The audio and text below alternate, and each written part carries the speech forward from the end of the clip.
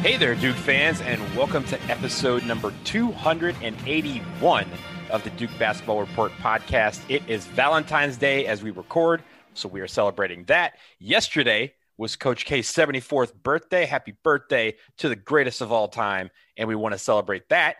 And we won, so we got a lot to celebrate today. Before we do all that, Donald Wine here, your host for this episode. I am joined as usual by my co-hosts, my partners in crime, Sam Klein and Jason Evans. Sam, how are you this morning? I am doing well. For the second time in recent weeks, I wasn't able to watch the game live, and I watched the condensed version, and I highly recommend, if you are able to access via whatever subscription services you have, the condensed game on ESPN and just miss all of the ads and the halftime and everything. It was like a crisp hour and 15 minutes. And especially in this season, it's a great way to digest these games. Yeah, I've definitely done that a couple of times just to kind of rewatch games. And I'm like, they should offer this live. They should just say, hey, you want the version that doesn't have commercials? I know this is the ESPN Plus that I actually want. Uh-huh. I don't need the ESPN Plus where I get to see like every mid and low major conference basketball game. I want to see Duke games in a cool 75 minutes. Absolutely. And I also bring in Jason Evans. And Jason, I want to ask you this question. Yes. I got to watch Judas and the Black Messiah on Friday. I thought it was absolutely fantastic. Your thoughts? Oh yeah, it's a remarkable film. I voted my critics agency that I'm a part of. When we voted on awards, Judas and the Black Messiah had not been released yet and was not eligible for our awards. I wish it had been. It would have been in my top 10.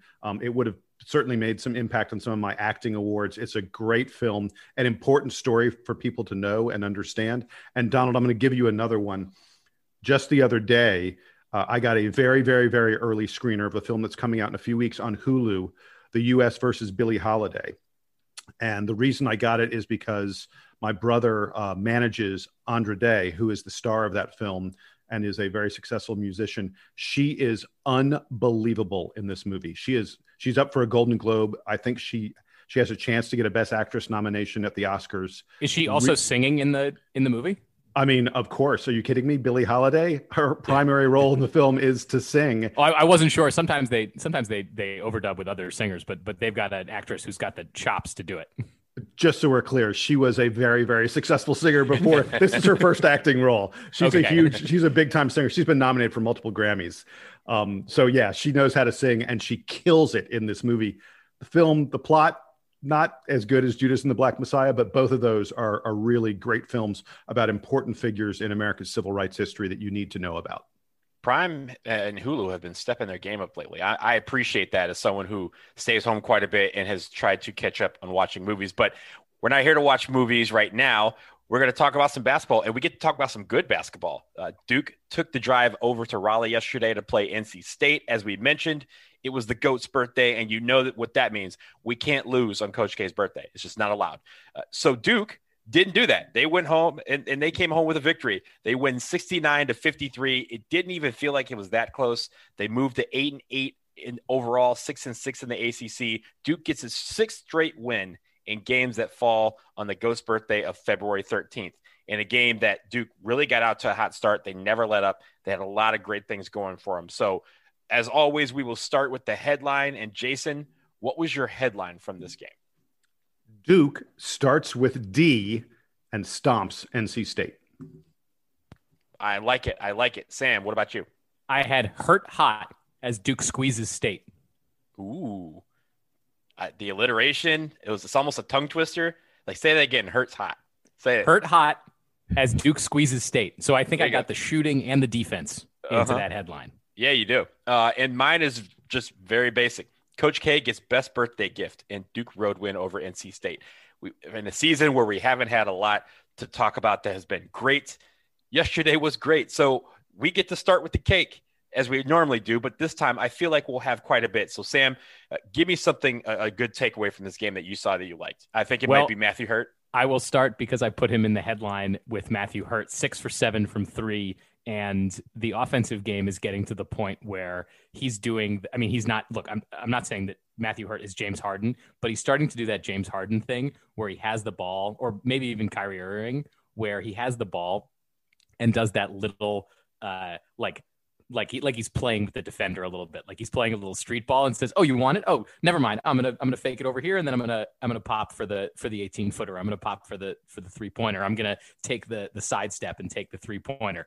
Matthew Hurt, his shooting game has become incredibly proficient.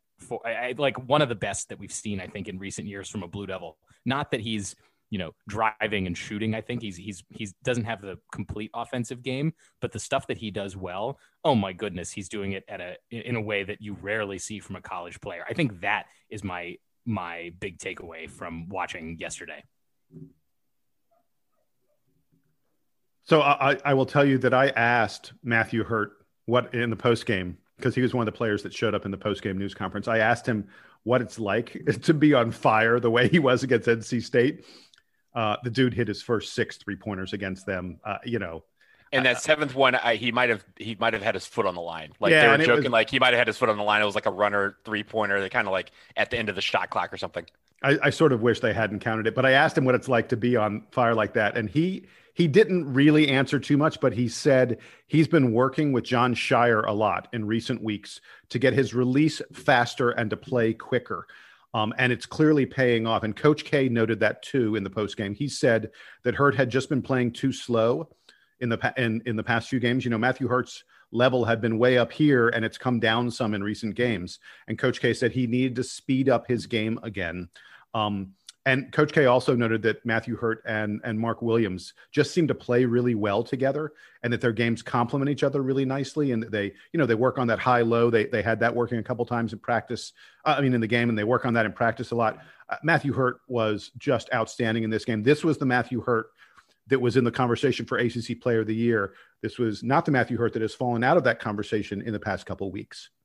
Yeah, and Matthew Hurt, he was looking for his shot. Like I think you mentioned to us last night that that Matthew Hurt was always supposed to be in the starting lineup. It was just kind of a typo error when it comes to starting lineup, not featuring him.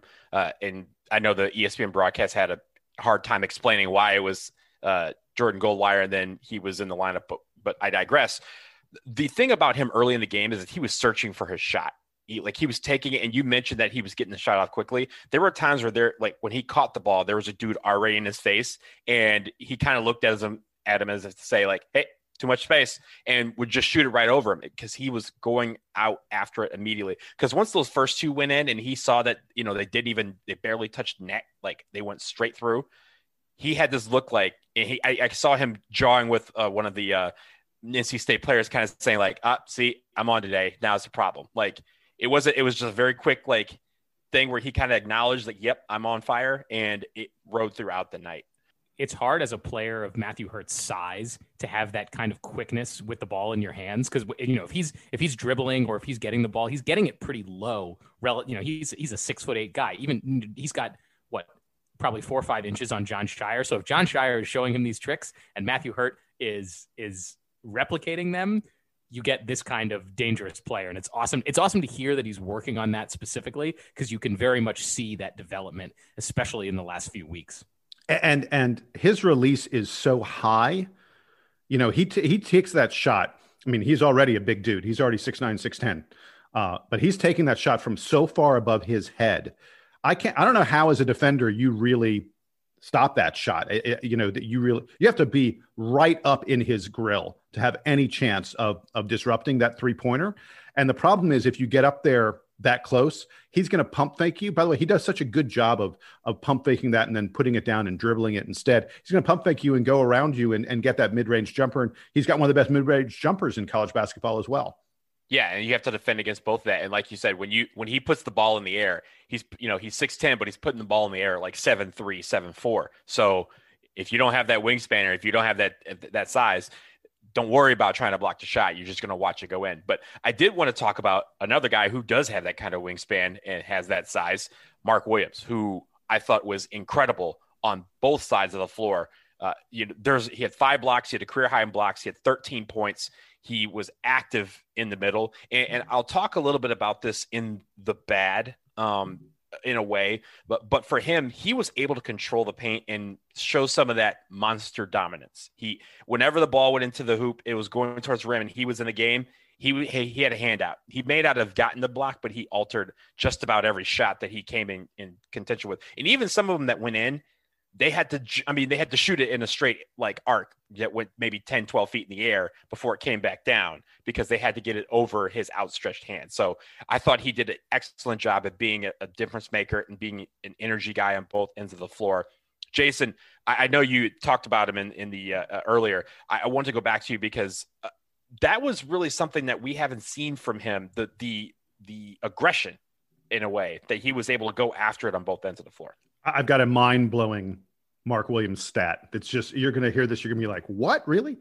Mark Williams led Duke in usage percentage in this game. And what that means is his usage percentage was 30%.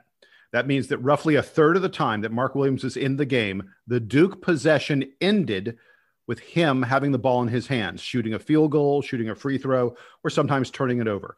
But for Duke to have had Mark Williams essentially as the focal point of what they were doing on offense when he was in the game. And that's what that means. That's what usage percentage is. For that to have been Mark Williams in this game is really, it tells you something about how much he has progressed as a player. Donald, you mentioned career high in points. Yes, he also had a career high in block shots, but most important to me, career high in minutes played. Mark Williams, this is the first time Mark Williams has surpassed 20 minutes played in a game. That's been inching up more and more in recent games. And Coach K said in the post game that Mark Williams is learning how to play physically. Coach K said this was a very physical game. This is a big NC State team. They played like 2 guards and 3 forwards, and those forwards are tall. And for Mark Williams to be able to play physically with those NC State games was really impressive. And I want to point out, by the way, talk about this being career high in minutes, points, and block shots for him. This will not be Mark Williams' career game. He's going to surpass all those numbers at some point, probably this year. His progression over the past couple weeks is just, it's remarkable. He is so confident. I think it is one of the biggest developments we've seen for this Duke team in the past several weeks has got to be the ascension of Mark Williams to being a absolute dominant player in the paint. And looking at Mark Williams playing 27 minutes in this game, it's impressive, I think, for any guy of that size to play that much in a conference game as a freshman, because usually there just isn't enough coordination and game speed there. Mark Williams was able to also contest around the basket a lot. You said 5 block shots and didn't give up a lot of fouls, nor did anybody else on the Duke team. And this is the other kind of big good thing that I wanted to highlight. NC State only took 9 foul shots the whole game. And this is a place where Duke has actually struggled a little bit this year. But last night, basically no foul shots for NC State. Duke managed to not foul NC State shooters and keep the Wolfpack down to 53 points. So it wasn't like they were not fouling them and it was the Notre Dame game or the UNC game where it was just up and down and up and down. So I'm really impressed with Duke's ability to and I know we'll talk a little bit more about forcing turnovers and all that, but limiting NC State's foul shooting I thought was big, not just for Mark Williams, but for the whole team. So I want to talk about one more individual player really quickly, and then I think we have to get to the defense, which was, when I did my headline, it was all about the defense. But I want to talk about Jamin Brakefield for a second. Coach K pointed out in the postgame that Jamin was really close to having a great game. It was just a couple close in, shots, layups that didn't go in. And Kay said that would have really helped his confidence and also sort of, it would have made his box score look more impressive. This was the first time that Jamin Brakefield has played more than 5 minutes in a month. It was the first time he hit a 3-pointer since before Christmas. I mean, think about how long it's been. Early in the season, Jamin Brakefield came on strong, and we were all like, oh, look at this guy. And he was hitting threes and stuff. He hadn't hit a 3-pointer since before Christmas. He had 5 rebounds in this game. That led the team in rebounding. And for the first time in a long time, I saw Jamin Brakefield rebounding out of his area. Usually when he grabs a rebound, it's because it comes right to him. I saw Jamin Brakefield moving for rebounds in a way I haven't seen him do very much lately. It was very encouraging and a very positive development for him to play this much and have this, much of an impact on the game. Has to help his confidence. And I think maybe we're going to see more and more of him going forward. Coach K pointed out specifically how well Jamin played in the postgame. So that tells me that Coach K was impressed with his play too. Absolutely. And you mentioned it, and I wanted to talk about the defense because I thought the defense was spectacular, especially in the first half. It's the story of the game. The defense is the story of the game. And really, the defense was great, especially on the perimeter. They were able to force a lot of turnovers. They forced 13 turnovers in the first half for NC State. NC State had 18 throughout the game. But in the first half, basically from around the 13:40 mark or so, Duke went on a 24-7 run till the under 4 timeout. And what happened was basically they took their defense and they took that and turned them into quick points. They were 22. They had 22 points off of turnovers to NC State's 10. And the defense was really, getting into passing lanes, really, contesting 3-pointers. They had a really tough time shooting and really going after guys going into the paint. Now they scored a lot in the paint, but almost like 75, almost 80% of their points came from the paint. 53 points, 40 in the paint. The 40 number looks bad, but when you look at the context of the game, it's because they were missing everything from outside of 10 feet. Like for a whole, 15 minutes of the game, they were in control on the defensive end, and that turned into quick offense on the other end. Donald, you mentioned that the run that Duke went on started about, I think it was 6 or 7 minutes into the game. Prior to that, Duke pretty much had the lead the whole time, but it was somewhat back and forth where like Duke would go up by 3 and then NC State would hit a 2 and come within 1. And right before that run started, NC State had a steal. Jericho Helms stole the ball and had a thunderous dunk. And it felt like, okay, this has been a little back and forth, but maybe now NC State's actually got a little bit of momentum. That's when the game like completely turned Duke's way. And it was very impressive to see Duke sort of recover from that initial kind of back and forth that toughness from NC State to really just shove it down their throats. And then, by the way, in the second half, Duke didn't balloon their lead, and you could maybe talk about this in the bad section. Duke didn't really expand the lead, but they were already winning by 20 and just sort of kept NC State at arm's length the whole time. So you might say, oh, well, this is, another game where Duke doesn't play a full 40, but they played so well for that 10, 12-minute stretch that it doesn't even matter. When that dunk happened early in the game, it's something that we've seen quite a bit in games this year where they have that and you go, oh man, like please just respond, get a basket on the other end, make that momentum disappear. And it doesn't. And we end up having a struggle throughout the game. This game, the answer was a 24-7 run. So that is exactly how you respond to momentum, by creating some of your own.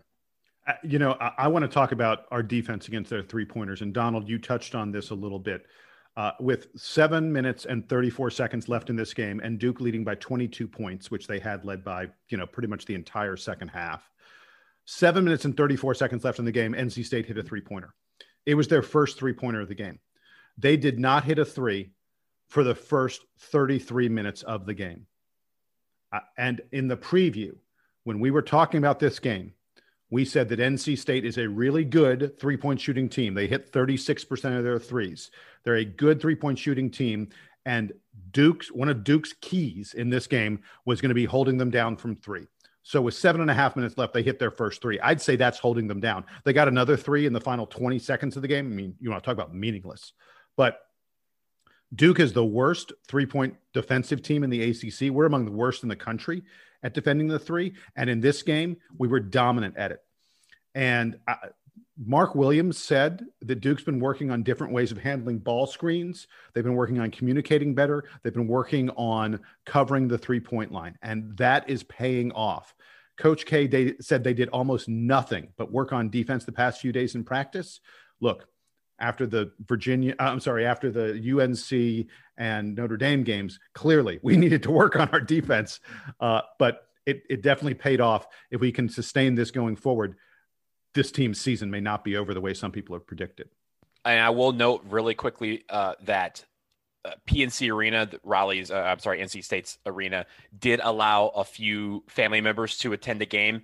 I think we all can see how that response was, because being able to play, it's not something that they've been able to do very often this year. So the idea that they were able to play, the team was able to actually see some of their family members who could come in town for the game, I think that probably helped calm everybody down and get them into, a groove, being able to see them. So it's good. It was good to see that they were able to do that in a safe manner and be able to have their families in the stands. I did want to move on because there were a couple of veggies that we can digest from this game. So Sam, I'll start with you. Give me something that you thought could be improved from the many things that we saw that were great.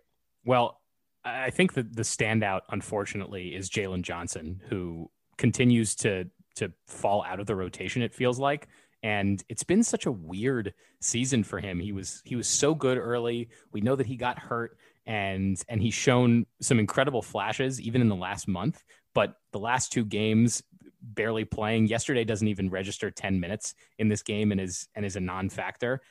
I wonder if we're going to find out that there's more to this than we realize. And what's weird is that the rotation does seem to be clicking without him.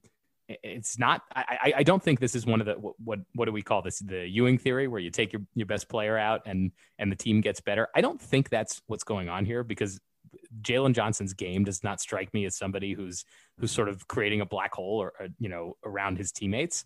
But it is disappointing that we're seeing this, especially because, look, we know he's going to leave for the NBA. He's a projected, if he's not a lottery pick, he's just outside the lottery. Like, he's going to the NBA, and we are rooting for him to have a long and great NBA career. It's just weird that his time in Durham it seems to be coming to a close with him falling out of the rotation and not contributing the way you expect from a lottery pick coming in a few months.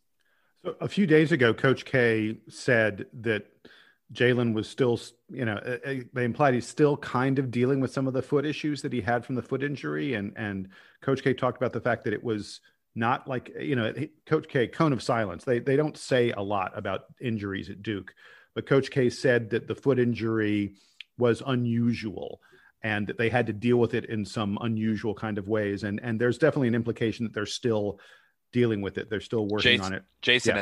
and that's saying something considering the history of foot injuries at Duke. Oh yeah. Yeah. We've seen some weird ones that just seem to linger, and maybe it is lingering.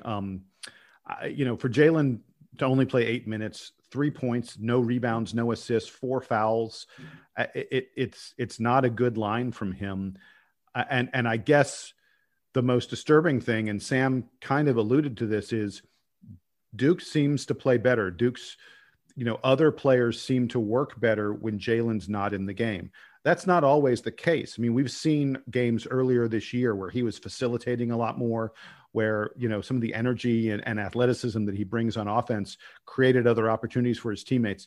That just hasn't been happening lately. And, I wonder, as we see guys like Jamin Brakefield have better games, that we see Mark Williams playing better and better. Matthew Hurt is now back to being sort of what he was recently. There ain't a lot of minutes up there on the front line. Heck, even Henry Coleman has now played his way into being a definitive part of the rotation. I think that the best version of Duke is a version that includes Jalen Johnson playing a big role. I'm just not certain we're going to get to that. I don't know. We'll have to see how things progress. The one thing I wanted to discuss, and I wanted to go back to it a little bit because it was sort of negative and sort of positive when you look at the context, is the points in the paint. They gave up 40 points in the paint. They've been giving up a lot of points in the paint lately, usually averaging around 40 points in the paint. The context is, yes, they were missing everything from outside, but we've seen in previous games where that has not been the case, where teams have shot very well against us from the perimeter, and coupled with the fact that they're doing inside the paint, they would be able to ride that to victory. We obviously have to cut that down quite a bit. I think having Mark Williams in the game and having him, as you said, have a career high minutes and being able to impact around the rim was a good thing. But I do think that there's opportunities, or there are instances where Matthew Hurt, Jalen Johnson, when he's in the game, need to be able to rotate a little bit better. Because when guys drive, they dish off to someone who's usually open. And a lot of those are end up being dunks. So that is where I see there's room for improvement. We saw the context of this game, but if a team is able to shoot well against us and do that, that poses big problems for us, as we've seen. And somewhat related to that, Donald, it wasn't just that they that they got all those points in the paint. They also out-rebounded us. State out-rebounded us 41. I'm sorry. State out-rebounded us 31-26. They grabbed 12 offensive rebounds, which is almost 40% of their missed shots, which is a big offensive rebounding number. Although NC State only scored 10 second chance points against Duke. But, look, if we're looking for veggies from this game, I think State's performance in the paint is something that Duke, you don't want to see every opponent doing what State was able to do inside. But, if you're taking a trade-off, give them a little more inside, completely strangle them from the three-point line. Three is worth more than two. I think that Duke made the right choice there.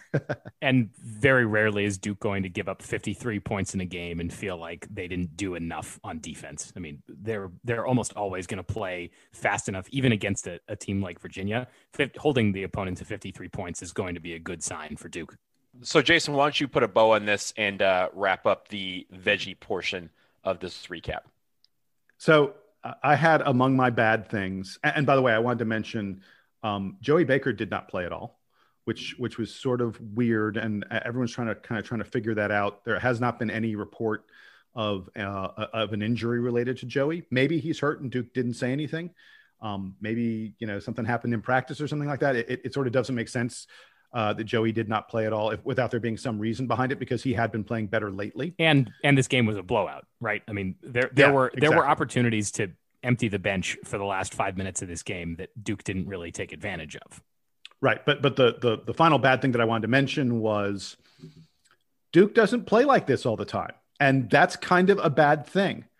The fact that Duke is not consistent, the fact that we saw a different Duke team today than we've seen, at all over the past month. We saw a Duke team today that played great defense and that was very efficient on offense. The fact that we don't see that team consistently is a bad thing. In fact, that is the most significant bad thing this season, Duke's lack of consistency. So we need to take this game and build on it.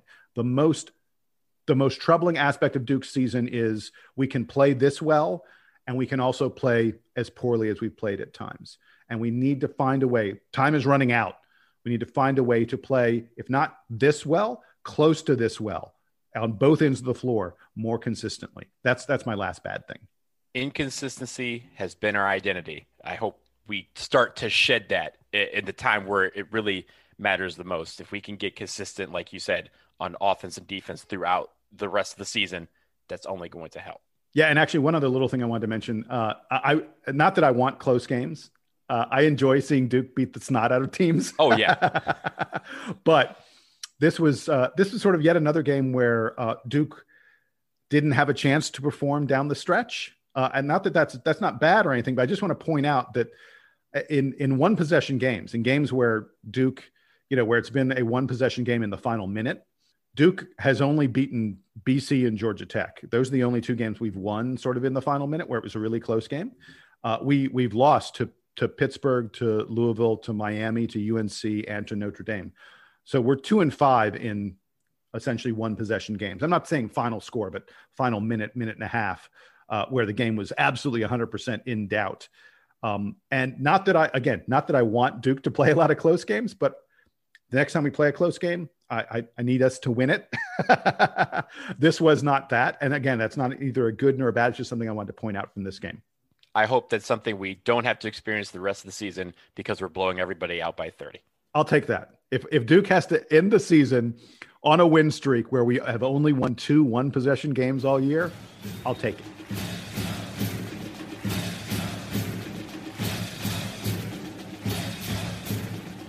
Okay, guys, next up for us is a game against Wake Forest. It is on Wednesday night. Of course, we have played Wake before. Before we get into the players to watch and the advanced stats, as we normally do, I did want to look at their record, focusing more on what they've done since we last played them back in January. So Wake is 6-9 on the season. They're 3-9 in the ACC. They haven't done well. They just lost yesterday to FSU on the road in overtime, but they did beat Boston College by 4 on the road midweek. Of course, Boston College is not doing well, so take from that what you will. Losing to Florida State in overtime is a really good result. That shows you how good this Wake team can be. Yeah, absolutely. And I was merely mentioning beating Boston College really isn't a signature win that they're going to put on their resume, but a win is a win when you're 6-9. Since they last played us on January 9th, though, they have lost 6 of their last 9. Their lone wins coming against Pitt, Miami, and as I mentioned, Boston College. When we played them last time, if you recall, it was back and forth until about the 11:45 mark in the second half, and it was tied 55, and we went on a run kind of to close out the game and down the stretch to win. And as you mentioned, it was a game that was kind of still in doubt until the final couple of minutes. Our offense is a lot better now than it was then. Our defense, as we saw yesterday, our defense was improved yesterday. Can we be consistent? And can we put this game out early, go on a great run, use our defense to kind of spur our offense as we did yesterday, and use that as a wave? So I do want to go to the players to watch. Sam, that's usually what you normally go for. Who are we looking out for this game? And if you want to take it from the context of who we saw that did well last game that we need to kind of focus in on this time. I think we know from the previous game that Davian Williamson and Isaiah Musius are two of Wake's most effective players. And Williamson in particular had a good game against Duke last time. I imagine that there will be, renewed focus on him on the game this week. A guy who didn't play as well in the previous game, who has been playing better in recent weeks, is Odi Oguyama. He's really come on stronger for Wake, and he's a big man. So 7-footer, expect to see. I think what I'm excited about is the matchup between Oguyama and Mark Williams, who also, if you look back at that first Wake game, I think Mark Williams only played like 4 or 5 minutes and has, as we've talked about, progressed a ton in that time. Oguyama is going through a somewhat similar transformation, playing more minutes, getting more offensive touches, just being more effective around the basket. So that's a matchup I think to watch in this game that will be, in all likelihood, markedly different from the version of Duke versus Wake Forest that we saw in January. And Jason, you were the man for advanced stats. Again, you could take it from the context of what they've done since they played us or throughout the season, but tell us what we're looking for in this Wake Forest offense and defense. So in Wake Forest, you're looking at a team that is sort of equally bad on offense and defense. They're ranked in the 1-teens or so on both offense and defense. Lots of time in terms of advanced stats, you'll find a team that's good at one and bad at the other, or whatever it may be. No, Wake Forest is a team that is bad at both. Not terrible. Consistently mediocre. That is a good way to put it, sir. Consistently mediocre. Their offense, they let you do what you want to them. I mean, that seems crazy to say, but this is a team that is 347th in the nation in getting their shots blocked. That's really bad. They're only like 350 teams. They're 347th in letting teams block their shots. They are also 332nd in giving up steals. So they let you block their shot. They let you steal the ball from them. What do they do well? They shoot 3-pointers. Everyone other than Odi Oguyama likes to shoot 3-pointers in this team, and almost half of Wake Forest possessions, 45% of Wake Forest shots end up being 3-pointers, and they hit them at a pretty nice clip, almost 37% from 3. So one big key to this game, Duke is going to have to, just like they did against NC State, prevent Wake from taking and hitting a lot of 3-pointers. On defense, Wake Forest gives up a pretty good percentage of 3-pointers. Their opponents hit about 36%. Duke has been a lot hotter from 3 the past few games than we have been earlier in the year. We must continue that against Wake. And they also give up a high 2-point percentage. Opponents hit more than 51% of their 2-point shots against Wake Forest, which is not a good number. About the only thing on defense that Wake does well is they're a good defensive rebounding team, top 60 in the country in defensive rebounding. So, they're a team that you can hit a lot of shots, but they don't mind that because they usually hit a lot themselves. And Duke is going to have to keep this team from shooting us out of the gym the way we've seen, like Notre Dame and North Carolina. So we will see what happens on Wednesday night after a week where we had games starting at 4 and 4:30 in the afternoon. This one's a late one. You can put your jammies on. It's an 8:30 tip-off on the East Coast. But Duke takes on Wake. We will see what happens there. I think this is a good time to pause for our usual break, but on the other side, we'll take a look at the bracket preview the NCAA Tournament Selection Committee released yesterday, and we hand out Player of the Week honors. Stick around to find out who we pick.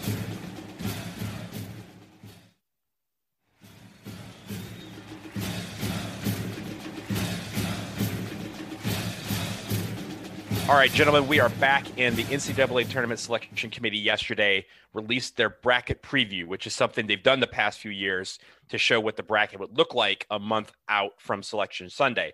And as we would expect from this year, for the first time since the NCAA started doing this, Duke is not on this bracket, but we did feel it was important to talk about. So I want to take you through the bracket quickly.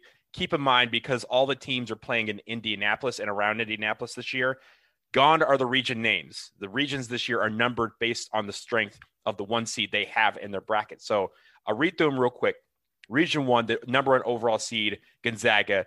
The 2 seed, Alabama. 3, Oklahoma. And 4 seed is Iowa. Region 2, the 1 seed is Baylor. The 2 seed, Illinois. We played them back in December. Number 3 is Tennessee. And number 4, Texas. Region 3, the 1 seed there, Michigan. Number 2, Houston. Number 3, West Virginia. And 4, Missouri. And Region 4, number 1, Ohio State. 2, Villanova. 3, Virginia, the lone ACC representative. And the 4 seed is Texas Tech. So, Jason, I'll start with you. Anything that stand out from this? Obviously, we've talked about Gonzaga and Baylor being the 2 best teams in the country so far this year. Anything else that strikes you about these top 16 seeds? So a couple things stick out to me. The first one is, so the NCAA actually, they don't just divide them up in the regions. They announced sort of where they were all ranked. You know, they ranked these teams from 1 to 16. They did something weird, and I don't understand it. In Region 3, which is Michigan, Houston, West Virginia, and Missouri, it's an unbelievably weak region, again, just based on the rankings that the NCAA assigned. Michigan is the number 3 of all the number 1 seed. Houston is the number 4 of all the number 2 seeds. West Virginia is number 2 among the 3 seeds. And then Missouri is the 4th number 4 seed. That's a lot of numbers to put together. But the bottom line is, basically, if you look at the strength on each one of those seed lines, Region 3, the region that Michigan is in, has the weakest team or one of the weakest teams every single time. It's just strange. I don't know why they put them together that way. Why wouldn't you? And I guess part of it is, you know, you've got all these Big 12 teams, Big 10 teams, you're trying to move them around, not have them face each other, that kind of thing. But they artificially, for some reason, and again, it has nothing to do with where you're located, because everyone's going to be located in Indianapolis. They created a region that is just way, way, way easier than the other regions. And part of that is this: they've got Iowa on the 4 seed line. Iowa's picked number 13th in the country. They're the best of the 4 seeds, but they've got them on the 4 seed line. Ken Pomeroy has Iowa as the 3rd best team in the country. I mean, basically, after Gonzaga and Baylor, Ken Pomeroy says Iowa is the next best team in all of college basketball. And here they have them on a 4 seed line playing Gonzaga. I think, and the other weird thing was, so Baylor's the number 2, and they said Baylor and Gonzaga basically, side by side. But then they give Baylor the top number 2 seed, Illinois. Illinois is the 5th team. Again, lots of numbers, but I look at these brackets and it doesn't make sense to me. This is the one time, if you're the NCAA, I would think, just do a snake. Maybe move a team here or there a little bit for the fact that they're in the same conference, but do a snake. Make it as balanced as you can, because what they put out is not balanced. So this is the reason I think, and obviously I don't know, so I'm going to speculate here for a second. I think we just found out that the NCAA does a full bracket, and they only released the top 4 seeds, because I think some of this has to do with, moving some of these teams around is not necessarily to combat against the other seeds. It's because there's other teams that are going to be in this 64-team bracket. So you're going to have teams down the line that they have to move around to accommodate, especially when you're talking about the Big 10 is probably going to get 8, 9, 10 teams. The Big 12 is talking about getting a lot of teams. All of these, teams that we see here are from conferences that are going to get a lot of teams into the final bracket. And so I think what they're doing is they're doing a full bracket and they're just changing it every single day. They just gave us the top 4 seeds from each region at this point, but obviously things can change. Sam, give me your thoughts on this. What did you see from this? I want to look at this quickly from Duke's perspective. We know that it is unlikely at this point that Duke is making the tournament, but this top 16 reveal, I think, puts that into sharp focus because Duke only has 1 game left on its schedule against any of these teams, which is the lone ACC team, Virginia, that's in here. And it shows you how far I think the ACC has fallen relative to some of the other big conferences like the Big 10 and the Big 12, who have numerous teams sort of littered throughout here, Oklahoma and Baylor and Texas in the Big 12, and Iowa and Ohio State and Michigan and a few others for the Big 10. So it's a bummer for Duke and for the ACC that there just isn't as much representation up here. And I don't know. I think a few years ago, I stopped sort of rooting for the ACC in the tournament, but there is a part of me that's like, man, I hope that the ACC can muster up a little bit more talent and a little more quality going into the tournament because they don't have that many teams at the top. So that's really, I think, all that there is to say about Duke and the ACC. I'm not sure that there are any ACC teams that are going to play their way into the top 4, but there's certainly a lot of talent, among teams like Florida State who could still play their way into a Sweet 16 or even farther in the tournament. And then the other thing that I want to note that's just kind of cool, if we want to step back, one of them is that Gonzaga and Baylor are the sort of overwhelming favorites. Gonzaga, of course, has been at the top of the sport for a long time, but I think has struggled until very recently to be taken seriously among the blue blood programs. This is Gonzaga being the best team in college basketball, and there's like very little argument about it. Baylor is another team that had a number of program struggles that have been actually somewhat terrible. They've had a few really serious scandals in the last 20 years, but also climbing their way back up in a tough conference, a conference that is normally dominated by Kansas. Baylor is the clear other top seed. So I think that's really cool for them and a nice story for that program. And then as of now, the other 2 top seeds are Michigan and Ohio State, 2 schools that very much hate each other. That's like Duke and North Carolina being number 1 seed. So I think that's cool too.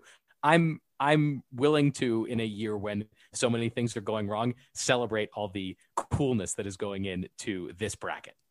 Yeah, I mean, Ohio State's not cool. I'm a hater, but I got you. Yeah, but I will say really quickly on Virginia, I think Virginia is learning that they cannot be the tide that raises all ships, right? Like usually when we have these brackets, you see Duke, you may see North Carolina. And because of that, teams can then say, hey, I beat Duke, I beat North Carolina, get me in the NCAA tournament. And they could ride those coattails, and Duke and UNC and even Virginia and a couple other teams being really good will lift the conference up and get them to 7, 8, 9 teams. Virginia can't do that because Virginia beating people is not like people can say, oh, I beat Virginia, right? Like usually if someone beats Duke, someone beats UNC, they can sit there and the committee goes, oh, wow, that was a really good win. Like Duke and UNC are rated very high. Virginia doesn't have that respect yet from the rest of the committee. They may have been successful over the last few years. They may have won in 2018 and still claim to be the NCAA champions for whatever reason. But 2019. But I think what this shows is that the ACC can't rely on other teams lifting the rest of the conference up. It has to be that the Blue Bloods have to be involved in that. We're seeing that a lot this year across the country. But I do think that when it comes to ACC, they have to figure out a way to make it so that Virginia doing well or Virginia Tech doing well or Clemson or other teams can lift the rest of the conference up. We're just not seeing that so far this year.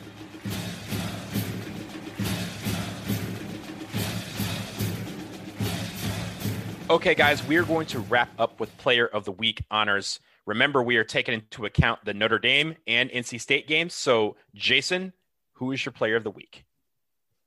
So this was actually a pretty tough one because Wendell Moore and Jeremy Roach were both great against Notre Dame, but they had pretty subpar games against NC State. Matthew Hurt, of course, incredible against NC State, not so much against Notre Dame. So I'm going with Mark Williams. You may recall that Mark was plus 11 in plus minus against Notre Dame. And I think his defense really set the tone for Duke against NC State in that game where he set career highs in minutes, points, and block shots. So Mark Williams is my player of the week. I like that decision. Sam, who you got? I'm glad that Jason highlighted a number of guys because I felt the same way. There wasn't a clear winner this week. There were a lot of guys who made strong contributions. I'm going to go with Matthew Hurt. I continue to be excited about the development in his offensive game, and in Duke's one win this week, Matthew Hurt, I thought was the standout player and the key to that win, to say nothing of Mark Williams' performance this week. And as you mentioned, Jason, I thought Jeremy Roach also had one of his best weeks as a Blue Devil. So all of those guys deserve consideration, but I'm going to give it to Matthew Hurt. 6 for 9 from 2 and 7 for 11 from 3 across those 2 games. That's some strong output. And I'll take that every week. And, I was actually just looking this morning to see where the projections have Matthew Hurt going in the draft. I can't find that he's currently on pace to get drafted, which is not to say that he's not going to leave, because it does feel like he's developed at an NBA level offensive game. But I'm trying to enjoy the Matthew Hurt time while we still have it. That's a good sentiment. I like that. It's funny, you were talking about how there's a week. This is the week where there's a lot to consider, and there are a lot of players who could deserve it. And we can talk about it all we want, but when Jason posts these on the forums, the votes, everyone's just going to see the vote, and they're going to see that I join him in naming Mark Williams the player of the week for me, because I think the consistency for him was the key in a season that we have not been consistent. He was the most consistent. Again, career highs in blocks, career highs in points, career highs in minutes. He influenced the game on both ends of the floor in both games. And really just the trajectory that we've seen from him over the last few weeks has been something to marvel at, and has really changed the complexion of how we look as a team on both ends of the floor. So I'm going to join. It's 2 for Mark Williams, and we got 1 for Matthew Hurt. But a victory to end the week, I think, is the best gift that we can leave you with. And that will do it for episode 281 of the Duke Basketball Report podcast. A reminder to all of you out there, find us wherever you get your podcasts, subscribe, rate, leave us 5-star reviews. We really, really like those, and we really appreciate them. And if you have questions or comments about the show, drop us a line at dbrpodcast@gmail.com. We will be back at some point after the Wake Forest game to discuss another big game coming up next weekend. But until then, for Jason Evans and for Sam Klein, I am Don LeWine. This is the Duke Basketball Report podcast. And now the Duke Band will take your call.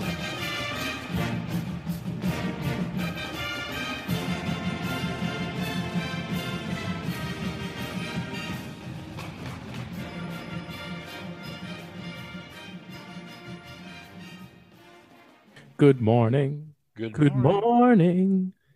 Oh, and yes, it is. We talked the whole night through. Good morning. Good morning to you. You have a beautiful voice, Sam. Thank you. It's funny because on the podcast, you, as you've said in the past, you sort of go deeper on your voice. Yes. When you were singing, you went higher.